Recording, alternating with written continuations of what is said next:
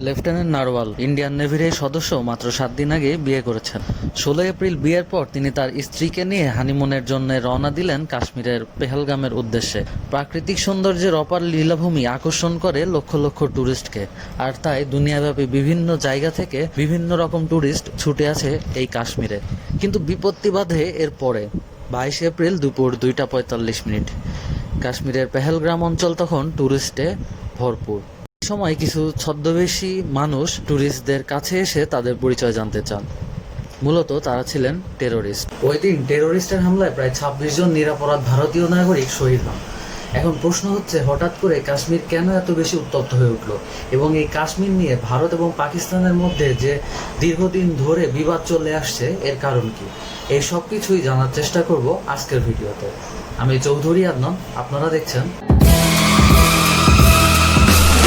পঞ্চম শতাব্দী পর্যন্ত কাশ্মীরে হিন্দু ধর্ম এবং পরবর্তীতে বৌদ্ধ ধর্ম প্রভাব বিস্তার করে। নবম শতাব্দীতে গিয়ে কাশ্মীর উপত্যকায় শৈব ধর্মের উত্থান ঘটে। 1339 সালে প্রথম মুসলিম শাসক শাহ মীরের হাত ধরে কাশ্মীরে ইসলাম বিস্তার করতে।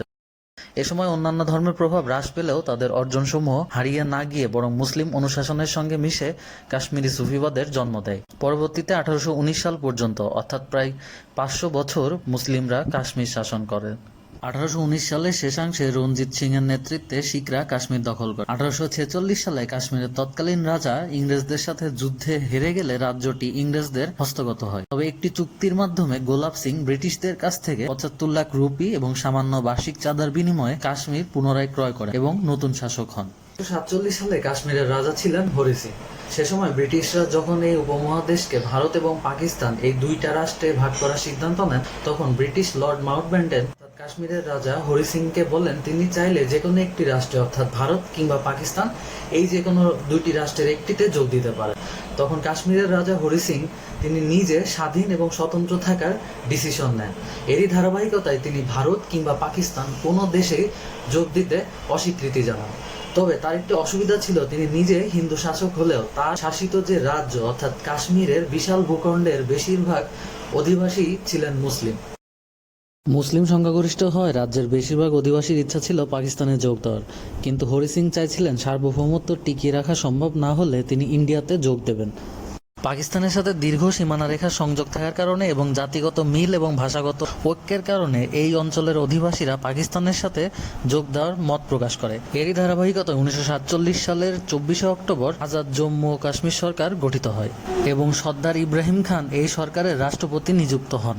অন্যদিকে জম্মু এবং কাশ্মীর জুড়ে ব্যাপক সাম্প্রদায়িক দাঙ্গা হাঙ্গামা শুরু হয়। 1947 সালের অক্টোবর এবং নভেম্বরে জম্মু প্রদেশে উগ্রপন্থী হিন্দু এবং শিখরা রাষ্ট্রীয় স্বয়ংসেবক সংঘ অর্থাৎ RSF পরিচালনায় এবং জম্মু ও কাশ্মীর সরকার এবং রাজকীয় সৈন্যবাহিনী প্রত্যক্ষ সহায়তায় প্রায় 50,000 থেকে 1 লাখ মুসলিমকে হত্যা করে।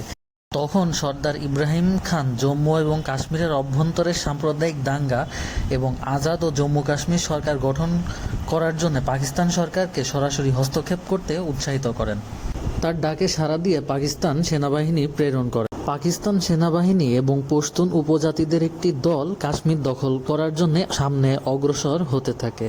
তারা কাশ্মীরের রাজধানী শ্রীনগরের কাছাকাছি এসে পৌঁছায় এবং বারামুল্লাহ নামক একটি স্থানে তারা ব্যাপক ধ্বংসযজ্ঞ চালায়। জানা যায় প্রায় 20,000 হিন্দুকে হত্যা করে তারা এই দিনে।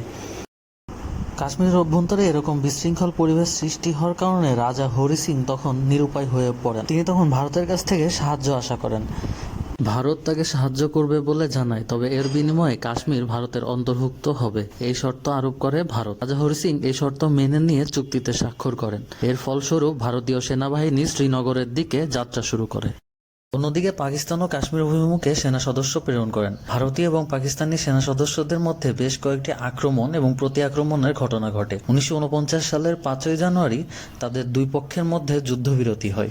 জাতিসংঘ চেষ্টা করেছিল গণভোটের আয়োজন করে এই সমস্যার সমাধান করতে, কিন্তু ইন্ডিয়া কিংবা পাকিস্তান কারোরই অন্যের প্রতি বিশ্বাস না থাকায় এই গণভোটের আয়োজন আজও করা যায়নি।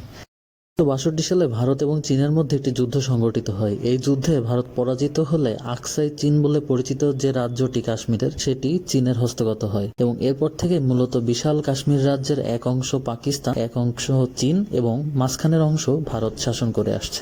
এটাই ছিল আমাদের আজকের আয়োজন। ভিডিওটি যদি ভালো লেগে থাকে তাহলে অবশ্যই আমার চ্যানেলটি সাবস্ক্রাইব করবেন। ধন্যবাদ।